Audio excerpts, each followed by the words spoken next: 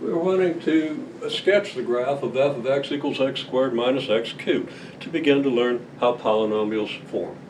Okay, so we do our fundamental graph, our fundamental tables for x squared. Our values are going to be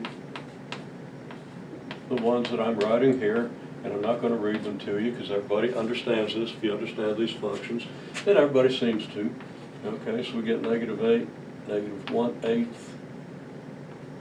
negative 1, sorry, negative 1/8, 0, 1/8, 1, and 8.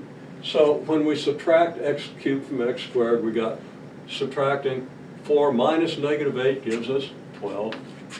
1 minus negative 1 gives us 2. 1/4 minus negative 1/8 gives us 3/8. 0 for both of them gives us 0.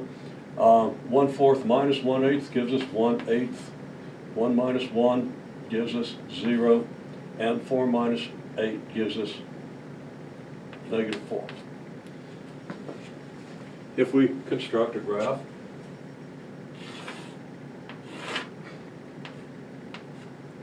implicitly I've marked off negative 2, negative 1, 1, and 2.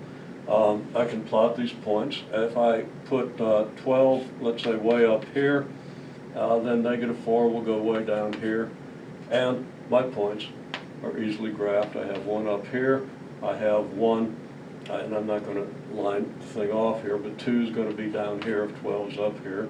We're going to have 0 here, we're going to have 0 here, we're going to have 3/8 here. Now that's going to be down pretty close to the axis, and we're only going to have 1/8 here at 1/2, so it's going to be this. So the function's not going to come very far above the axis. And out here at 2 we've got negative 4, so our graph is going to do this. And it's going to come up above the axis here just a little before it starts going downward.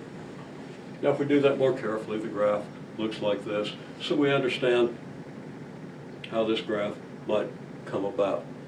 Now, then we're going to analyze how we would, we're going to look at how we would analyze this function by factoring, and then by finding the zeros and considering what happens to the left of this 0, to the right of this 0, and in between the zeros.